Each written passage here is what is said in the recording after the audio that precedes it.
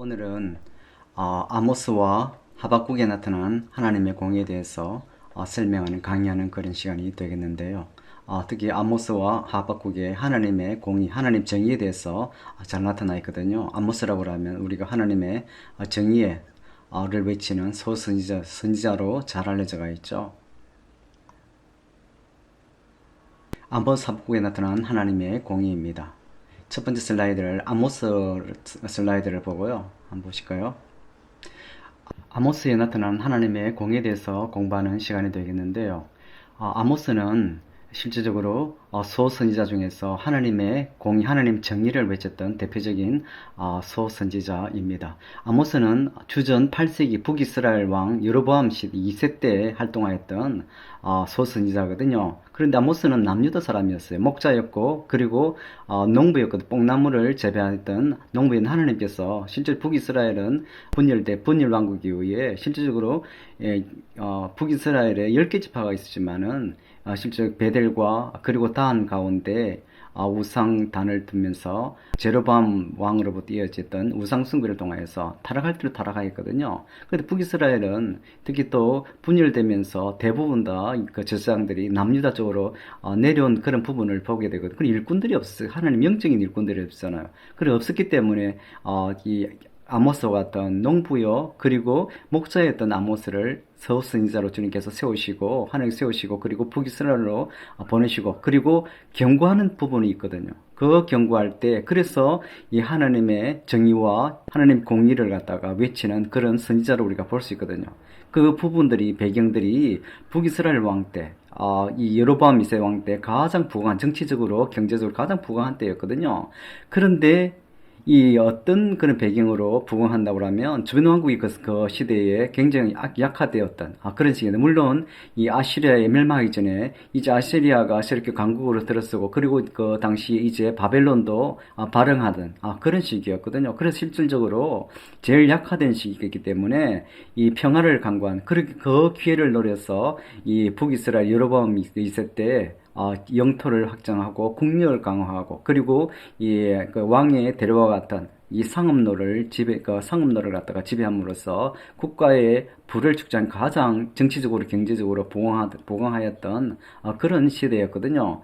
그런 시대였는데 실제적으로 이 지도자들이 왕족들이 귀족들이 선을 행하고 공의를 물같이 하수같이 보내야 되는데 하지 못했거든. 그래서 이 아모스에 우리가 너무나 잘 아는 5장 14절에서 14절, 15절 말씀.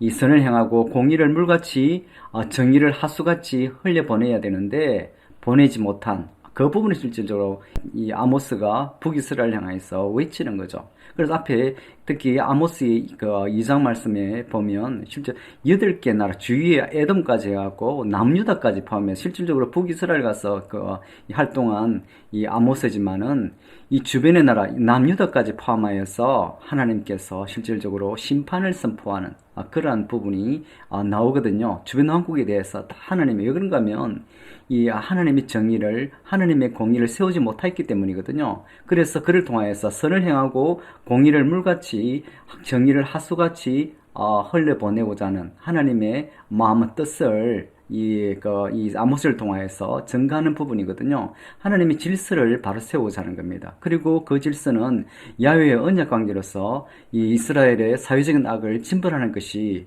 야훼의 공의임을 아모스를 통하여서 드러내는 거거든요. 그리고 아모스에는 가난한 자들을 갖다가 포탈하고 착취하는 그러한 부분들이 아모스 2장 6절에서 8절 나오는데 하나님의 광범위한 관심을 또 보여줍니다. 이들은 실제로 가장 왕성한 가장 부흥한 나라였지만은 이 가난한 자들을 갖다가 포탈하고 착취하였습니다. 앞에 이사야 말씀 우리 앞에 봤지만은 이 사람들은 실제적으로 이 법 문제를 갖다가 가난한 자들을 갖다가 불리하게끔 제정하여서 가난한 자를 착취하는데 도구로 사용하였거든요. 그런 부분들 상도덕도 이걸 저울을 속이고 가난한 자들 착취하였습니다. 인신매매하였습니다. 그리고 형식적인 종교 행위로 해서 또 국제관계를 갖다가 하느님 앞에 세우지 않고 이 국제관계를 이 인간적인 편으로 그래서 결국은 아시리아에게 이때가 현재 지금 8세기거든요. 이 722년에 멸망받는 결국 그런 이 수모를 당하게 되는 거죠. 그래서 어떤 특별한 그 부분들을 갖다 하나님 지적하는가 하면 지도자들이 언을 받고 의인을 팔았습니다. 그리고 이 신 한 켤레로 가격으로 이 가난한 자들을 갖다가 팔았고요. 그리고 심지어는 가난한 자들의 머리에 티끌도 다 물렸고 우상숭배하고 그리고 고리대금업을 악행을 저질렀습니다. 하나님께서 돈을 빌려주는 게 빌려줬어요. 그런데 이자를 부과하지 말라고 율법서에 계속 넣었잖아요. 그런 걸 통하여서 실제 하나님은 이 현실주의자, 이 현실에서 이 율법과 그리고 사회적, 정치적, 경제적인 모든 이 제도들을 갖다가 이 상세하게 된 율법을 우리 보게 되거든요. 그렇지만은 이 율법을 지키지 않고 또 우리 희년을 앞에 제가 공부했지만은 희년을 보게 되고 그렇지만은 이 끝없이 이스라엘이 가난한 자들을 갖다가 사회적 약자들을 갖다가 포탈하고 착취를 통해서 결국 심판 바로 그것이 하나님의 이 공의임을 이 아모스를 통해서 특히 소스인들을 통해서 끝없이 나타나는 그 부분에 돌아오라는 거죠. 결국은 돌아오면 항상 주의 날은 심판의 날이고 스인들을 보면 그리고 동시에 희망, 소망의 구원의 날이거든요. 그 아모스를 통해서 하나님께 심판을 선포했지만 동시에 이스라엘 백성을 사랑하고 돌이키고자 하는 그 부분들을 우리가 볼 수 있는 거죠. 그래서 아모스에 나타나는 하나님의 공의에 대해서 살펴봤고요. 그리고 하박국에 나타나는 하나님의 공의에 대해서 살펴보면요. 이번 시간을 보게 되는 거는 하박국에 나타나는 하나님의 공의를 우리가 살펴보겠는데요. 이 하박국에는 실제 짧은 말씀이지만 하박국은 이 언제 우리가 됐나고 하면 바로 여호와서 남유다의 가장 개혁적인 그 왕 시대에 활동하였던 하박국입니다. 그런데 소스인스가 왔다고 하면 실질적으로 문제가 있는 그 시대에 하나님께서 그 문제를 고치고자 보내는 그런 부분을 우리가 보게 되거든요. 그런 요아서 이전의 시대에 이 우시아도 있지만 그리고 바로 아버지 땐 머나세도 왕 때 60년을 통치하면서 얼마나 악행을 가장 악행을 많이 저질렀던 왕이 한 사람이거든요.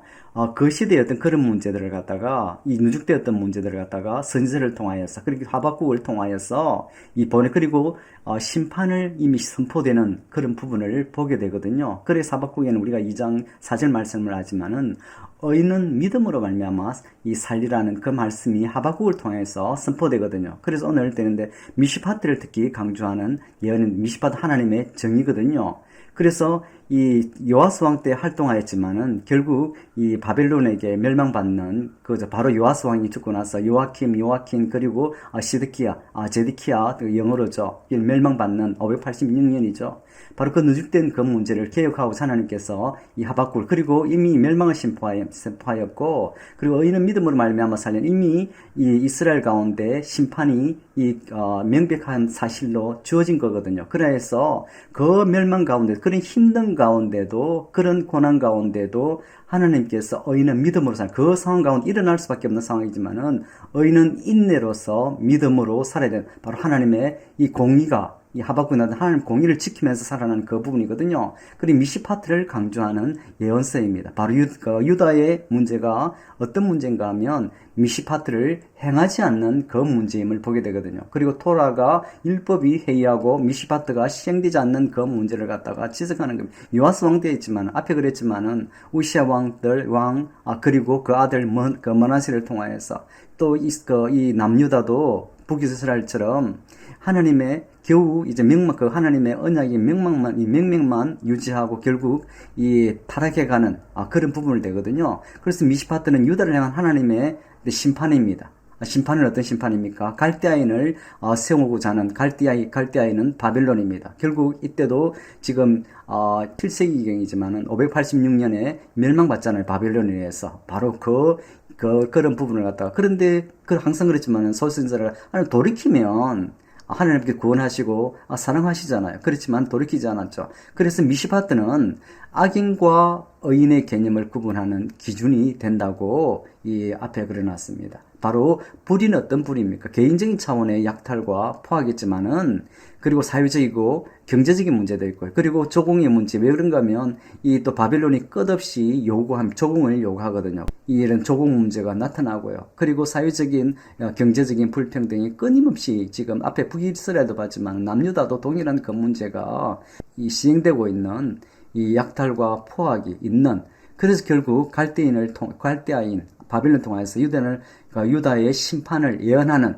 그런 부분이 1장 11절 15절을 나오거든요. 그래서 이 불의는 어떤 불인가 하면 개인적인 차원의 징계도 있고, 그리고 사회적 국가적 차원의 심판이 포함되는 그런 부분을 우리가 볼 수 있습니다. 그래서 이 하박국에서 미시파트를 강조하는 이 예언이 정의를 하나님의 공의를 수행하지 않을 때 하나님께 심판하시는 그런 근거 기준임을 하박국을 통하여서 보여준다고 할 수 있겠습니다.